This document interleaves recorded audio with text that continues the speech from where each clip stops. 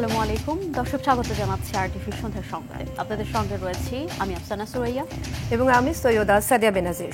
অল্পের জন্য রক্ষা পেল বাংলাদেশ বিমানের ৭১ যাত্রী। কক্সবাজার বিমানবন্দর থেকে উড্ডয়নের পর চাকা খুলে গেলেও ঢাকার হযরত শাহজালাল আন্তর্জাতিক বিমানবন্দরে নিরাপদে অবতরণ করেছে -8 মডেলের বিমানটি।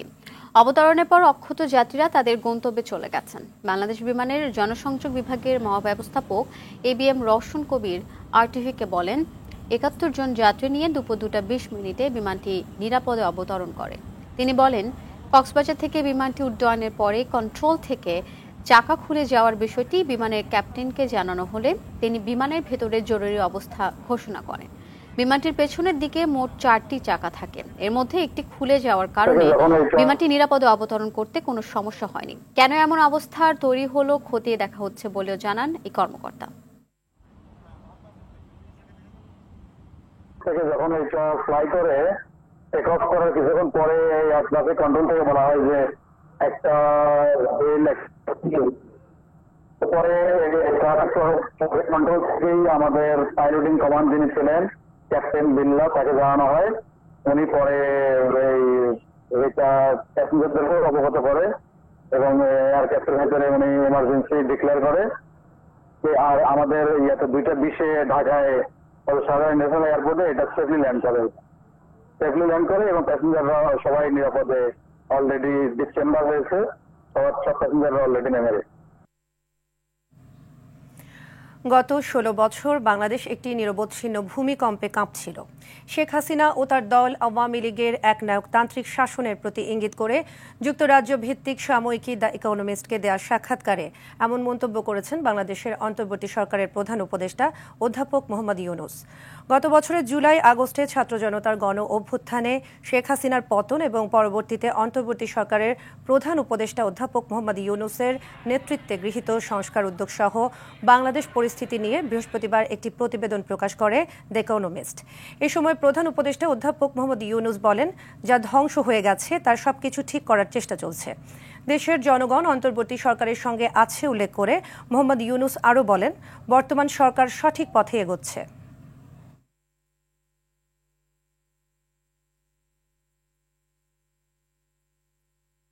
রাষ্ট্র কাঠামো ও সংবিধানে গণতান্ত্রিক সংস্কারের মধ্য দিয়ে রাষ্ট্র ও জনগণের অর্থনৈতিক মুক্তি চায় বিএনপি, এমনটাই জানিয়েছেন দলের স্থায়ী কমিটির সদস্য সালাউদ্দিন আহমেদ।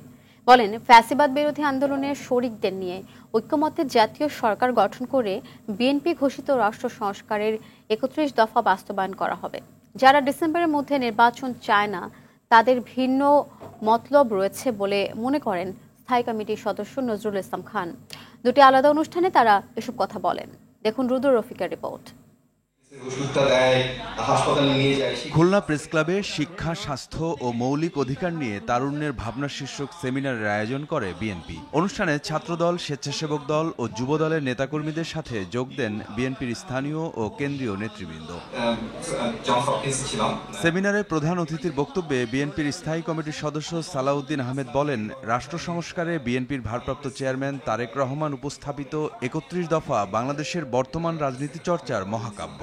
শুধু রাষ্ট্র কাঠামো সংস্কারের মধ্যে নয়, রাষ্ট্র কাঠামোর গণতান্ত্রিক সংস্কার, সংবিধানের গণতান্ত্রিক সংস্কারের মধ্য দিয়ে রাষ্ট্রের অর্থনৈতিক মুক্তি, জনগণের অর্থনৈতিক মুক্তি আনায়ন হচ্ছে আমাদের লক্ষ্য। যারা যুগপৎ আন্দোলনে আমাদের সাথে শরিক ছিল এবং অন্যান্য গণতান্ত্রিক শক্তির সাথে ঐক্যমতের জাতীয় সরকার করে এই 31 দফা বাস্তবায়ন করা হবে। রাজধানীর জাতীয় প্রেস ক্লাবে এক অনুষ্ঠানে দলের স্থায়ী কমিটির আরেক সদস্য নজরুল ইসলাম খান বলেন, দেশের চলমান সংকট মোকাবেলায় রাজনৈতিক সরকারের কোনো বিকল্প নেই। আমরা বলেছি ডিসেম্বরের মধ্যে নির্বাচনটা হোক। যারা এটার বিরোধিতা করছেন তারা শুধু বলুন যে কোন যুক্তিতে ডিসেম্বরের পরে করতে হবে নির্বাচন। কারো বন্ধু জোগাড়ের জন্য কিছু সময় দরকার। সেই জন্য জনগণের ভোট দেওয়ার যে মৌলিক মানবাধিকার, এটা বিলম্বিত হবে। নির্বাচিত সরকারের কোনো বিকল্প নাই। এটা যত দ্রুত আমাদের অন্তর্বর্তীকালীন সরকার বুঝবেন তত ভালো। নির্বাচন বিলম্বিত করতে অন্তর্বর্তী সরকারকে প্রভাবিত করার চেষ্টা করা হচ্ছে বলেও অভিযোগ করেন নজরুল ইসলাম খান। রুদ্র রফিক, আরটিভি, ঢাকা। দাবি আদায়ে প্রধান উপদেষ্টার বাসভবন অভিমুখে এবার গণ অনশনে বসেছেন জগন্নাথ বিশ্ববিদ্যালয়ের শিক্ষার্থীরা। টানা তৃতীয় দিনের আন্দোলনে এমন সিদ্ধান্ত নিয়ে কাকরাইল মোড়ে গণ অনশন শুরু করেন তারা। এদিকে বোতলকাণ্ডে আটক শিক্ষার্থীকে সন্ধ্যার মধ্যে মুক্তি না দিলে ডিবি কার্যালয় ঘেরাওয়ের হুঁশিয়ারি দেন আন্দোলনকারীরা।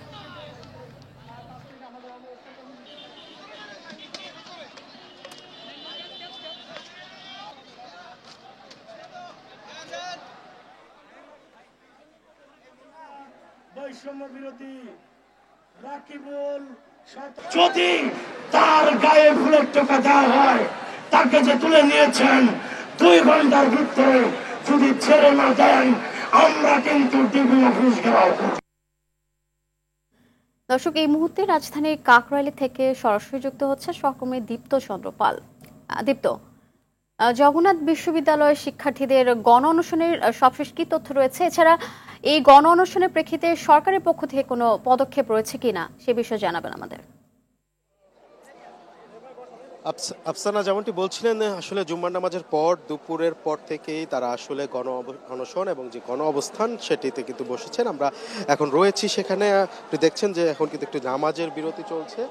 যারা গণ অনশনে ছিলেন তারা কিন্তু নামাজ পড়ছেন এবং একটু যদি বলে রাখি, প্রায় 100 জন শিক্ষার্থী কিন্তু গণ অনশনে বসেছেন এবং সরকারের পক্ষ থেকে এখনও কোনো সুনির্দিষ্ট বক্তব্য কিংবা যে সমাধানের বিষয়ে কোনো পদক্ষেপ নিয়েছে কিনা এমন কোনো বক্তব্য কিন্তু আসেনি। তবে আমরা যতটুকু জেনেছি, জগন্নাথ বিশ্ববিদ্যালয়ের যে শিক্ষক মণ্ডলী রয়েছে তারা কিন্তু ইউজিসির যে ঊর্ধ্বতন কর্মকর্তা রয়েছে তাদের সঙ্গে ইউজিসিতে বৈঠকে বসেছেন এবং সেই বৈঠকটি কিছুক্ষণ আগে শেষ হয়েছে এবং বৈঠক থেকে কি সিদ্ধান্ত আসলো সেই সিদ্ধান্ত জানানোর জন্য যে জগন্নাথ বিশ্ববিদ্যালয়ের যে শিক্ষক মণ্ডলী তারা নিজেরা আবার বৈঠকে বসেছেন এবং সেই বৈঠকের পরে আসলে গণমাধ্যমে জানানো হবে আসলে তাদের পরবর্তী সিদ্ধান্ত কি হবে, বা আজকে যে ইউজিসির সঙ্গে বসা হলো সেই ইউজিসি থেকে কি সিদ্ধান্ত আসলো, সমাধানের পথে যাবে কিনা সেটি কিন্তু আর অনেকক্ষণ পরে তাদের বৈঠক শেষে জানা যাবে। তবে আরেকটু বিষয় বলে রাখি, তারা কোনো সিদ্ধান্ত আসার আগ পর্যন্ত যে গণ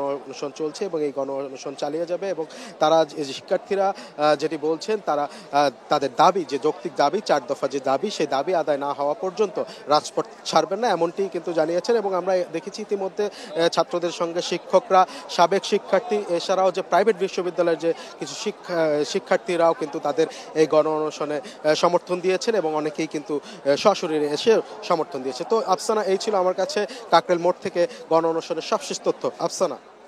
ব্রাহ্মণবাড়িয়ার বিজয়নগরে সীমান্ত দিয়ে 150 ভারতীয়কে বাংলাদেশে ঠেলে দেওয়ার চেষ্টা করেছে ভারতীয় সীমান্তরক্ষী বাহিনী বিএসএফ। তবে বিজিবি ও স্থানীয়দের কঠোর প্রতিরোধের মুখে তাদের সেই চেষ্টা ব্যর্থ হয়। বৃহস্পতিবার রাত 2টার দিকে বিজয়নগর উপজেলার সিঙ্গারবিল ইউনিয়নের সীমান্ত এলাকায় এ ঘটনা ঘটে। এর আগে বিজয়নগর সীমান্তে পুশিনের আশঙ্কায় টহল জোরদার করে বিজিবি। এ সময় স্থানীয়দের সতর্ক করতে মসজিদে মাইকিংও করা হয়।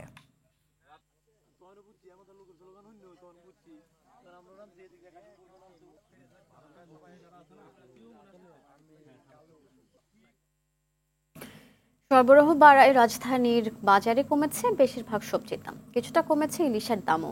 রাজধানীর কারওয়ান বাজারের বিক্রেতারা জানান, ক্রেতার চাপ কম থাকায় দাম তুলনামূলক কম। কুশি, পটল, বেগুন, কাঁচা আম, টমেটো বিক্রি হচ্ছে 40 টাকা প্রতি কেজি।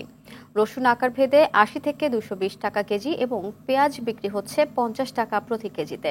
সব ধরনের মাংস বিক্রি হচ্ছে গত সপ্তাহের দামেই। সোনালী মুরগি 250 টাকা, পোলট্রি মুরগি 160 টাকা, দেশি মুরগি 650 টাকা, খাসির মাংস 1200 টাকা কেজি এবং গরুর মাংস বিক্রি হচ্ছে 780 টাকা প্রতি কেজি।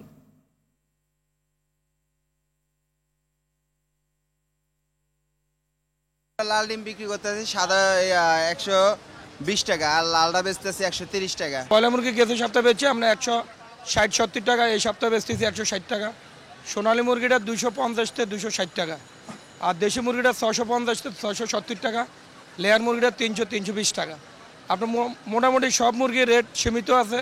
দাম তো ভালো, কম কম, হ্যাঁ 30 টাকা পটল, 150-30 টাকা, আর বরবটি হচ্ছে 40 টাকা। মানে এতদিন তো 70-80 টাকার নিচে সবজি পাই নাই, আজকে আপনার 50 টাকা, 40 টাকা, 30 টাকা ভেন্ডি। বগুড়ায় অনুষ্ঠিত হয়েছে Linex electronics Bengal mobile retailer meet 2025। Srabani ইলেকট্রনিক্সের উদ্যোগে শহরের মোমো ইন হোটেল অ্যান্ড রিসোর্টে জমকালো আয়োজনের মধ্য দিয়ে আয়োজিত হয় অনুষ্ঠানটি। অনুষ্ঠানে সভাপতিত্ব করেন শ্রাবণী ইলেকট্রনিক্সের পরিচালক প্রণব কুমার সরকার এবং প্রধান অতিথি ছিলেন ন্যাশনাল সেলস ম্যানেজার ইকরামুজ্জামান খান। দিনব্যাপী এই অনুষ্ঠানে অংশগ্রহণ করেন জেলার বিপুল সংখ্যক বেঙ্গল মোবাইল ফোনের রিটেইলার। বিশেষ কথা বলার জন্য এই পর্যায়ে আপনাদের এখানে উপস্থিত অডিয়েন্স বিবাদপূর্ণ বিষয়গুলো মীমাংসায় ভারতের সঙ্গে যৌথ সংলাপের প্রস্তাব দিয়েছেন পাকিস্তানের পররাষ্ট্রমন্ত্রী ইসহাক দার। বৃহস্পতিবার দেশটির সিনেটে একথা জানান তিনি। ইসহাক দার বলেন, দুই দেশের সামরিক প্রতিনিধিদের মধ্যস্থতায় যুদ্ধবিরতি হলেও চলমান সংকট সমাধানের রাজনৈতিক পরিসরে আলোচনা প্রয়োজন। অপরদিকে ভারতের পররাষ্ট্রমন্ত্রী এস জয়শঙ্কর জানান, ভারত পাকিস্তানের দ্বিপক্ষীয় বিষয়ে তৃতীয় পক্ষের হস্তক্ষেপ চায় না নয়াদিল্লি। 18 মে পর্যন্ত যুদ্ধবিরতির কথা জানালেও সিন্ধু পানি চুক্তি স্থগিত থাকবে বলে জানান জয়শঙ্কর। দর্শক, সন্ধ্যার সংবাদ এ পর্যন্তই। রাতের সংবাদ 11:15টায় দেখার আমন্ত্রণ রইল। ধন্যবাদ সবাইকে। ধন্যবাদ।